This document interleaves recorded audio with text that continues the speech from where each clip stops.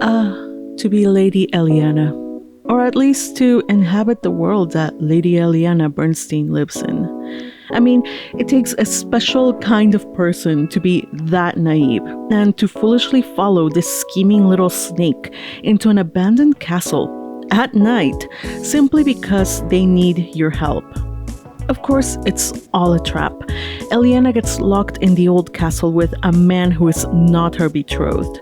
How shocking. But even worse, this young man confesses to her that he is a Malduran, an enemy of the Sauslind people, and he could easily make a bunch of trouble for her if he were to kidnap or harm her. He assures her, however, that he has no such intent and says, "Hey, let's find a way out of here."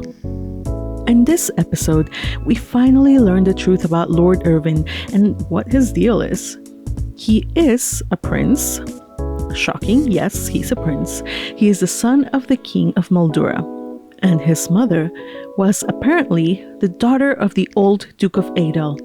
Many years back, his mother, Lady Sylvia, learned that her father was going to lead a rebellion, so she leaked this info to the king to protect her land and her people from being embroiled in a bitter conflict.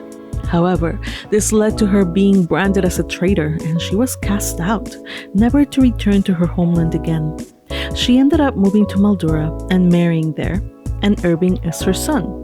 And for the rest of her days, she stated that her only wish was to protect her land, even if it was from a distance. After his mother's death, Irvin wanted to visit the land that she came from. That was the reason for his coming to the festival. Or was it?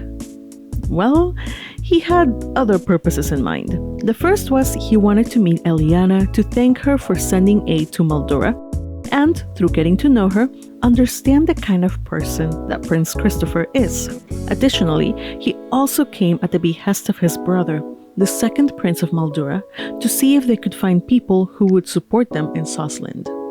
After all, the Maldura princes are vying for the crown and for who is to be the next king. Second Prince and Irvin simply want peaceful relations with their neighbors.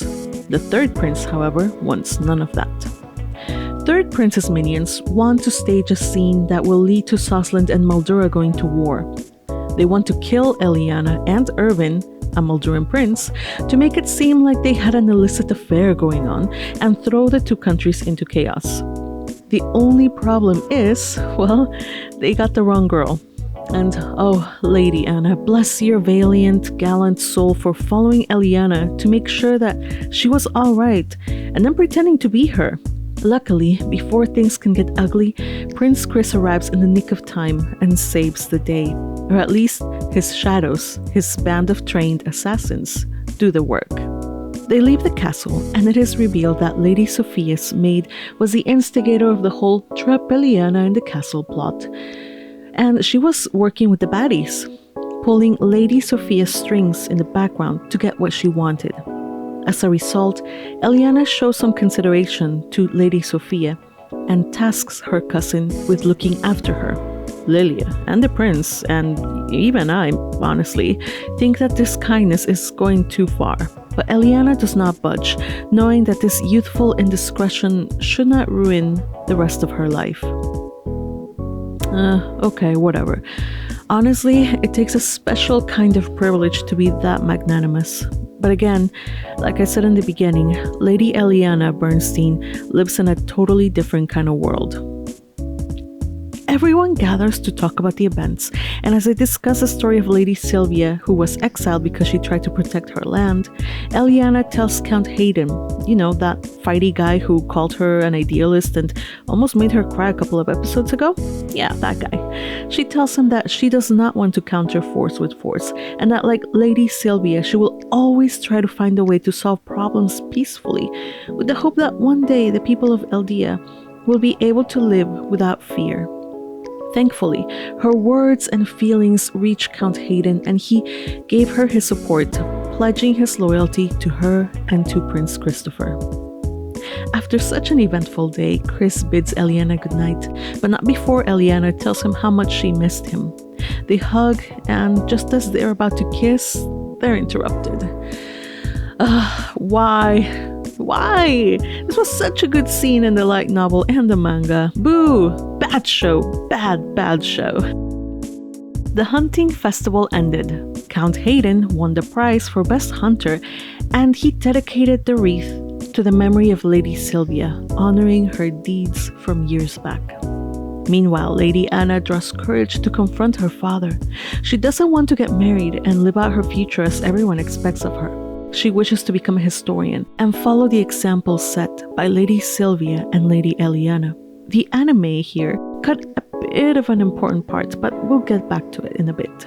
Finally, Prince Irvin goes back home, saying that he looks forward to see what she does.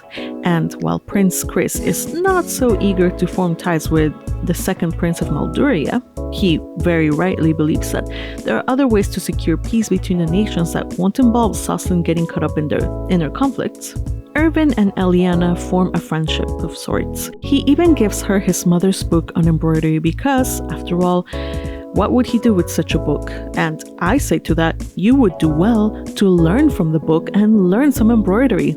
But anyway, Elianna accepts the book. Once they go, Elianna remembers that she forgot to tell Chris something important, and that something is, welcome home, using a much less formal title to address him. Chris is surprised and happy that she's dropped the Your Highness, hugs her, and fondly tells her that he is home. Ah, what a lovely, lovely way to end this arc. It took all of 3 episodes to get to a satisfactory conclusion, but it totally delivered. In this arc, Elianna begins to see that she has a long way to go still. She struggles without Chris's support, but through this arc, she is still able to make new friends and allies, plus she doubles down on her determination to work harder and become a fitting crown princess. Of course, I am of Prince Chris's mind that she doesn't need to force herself. Ellie just needs to be Ellie. But I applaud her newfound determination because Lord knows she'll need it for what's coming up next.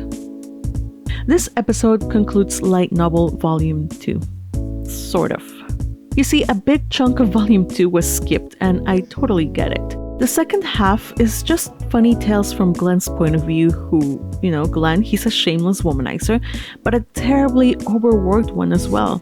All the men in his division are suffering because of Prince Chistopher. There's also another story of Elianna getting stuck in a warehouse with her friend, Lady Therese. However, those are short stories that are separate from this main arc. And even in this main arc, there were some details that were left out. For example, there's also the fact that Prince Theodore and the king were aware of who Irvin was all that time. Back when Lady Sylvia reported her father, Theodore was a child with a huge crush on her, and the current king was only just a prince. All these years, they were both sorry that they had been powerless and unable to save Lady Sylvia, though they both knew she was innocent. That was why, after Elianna made that proposal to avoid war with Maldura, they decided to have Lord Irvin and Elianna meet, perhaps as a way of testing her as the future crown princess. All this, of course, was planned without Chistopher's knowledge, which made him livid. As to that little bit about Lady Anna wanting to become a historian, while the anime leaves it open-ended, we don't know if she did indeed get Daddy Dearest's approval, but the light novel brings a satisfying conclusion to it. While she's talking to her father, telling him that she's more than willing to see her dream through even if he disinherits her, Prince Theodore tells her that, hey, there's a new job opening at the palace. They're looking to hire more female scholars at the archival department. So why this all of a sudden? Where did this come from? Well, the scholars at the archive had bemoaned how all the history books tended to copy each other, or at least they tended to sound like they copied each other. And Elianna had mentioned when the scholars had asked her that it was because all the history books were written from a single perspective, the male point of view, and that many important facts and perspectives were being left out. She pointed to one of the best historical books out there, which included a variety of perspectives, including that of women, and said that it was likely written by a woman using a male pen name. Because men were the ones that authored academic books, the world tended to discredit female authors. Elianna concluded that they stood only to benefit from including new perspectives. And guess what? Lady Anna is to benefit from this. The influence of Elianna made it so that she could find a place in the palace among other scholars. And so, with that kind of plan, Count Hayden is able to give her his blessing. Now let's talk about John. It has been hinted that there's more to this sleepy-eyed fellow than meets the eye. And the light novel as good as confirmed that he is Elianna's shadow. He might not look it, but he is as coldly lethal, effective, and ruthless as you would expect. When Lady Anna was still being held hostage by a baddie, Prince Chistopher covered Elianna's eyes and told John to take care of it. After the deed was done, Elianna noticed that Lady Anna was shaking and looking very much afraid of John. Who the heck knows what he did, but it must have been pretty scary. Finally, they cut out the best scene of all, the reunion!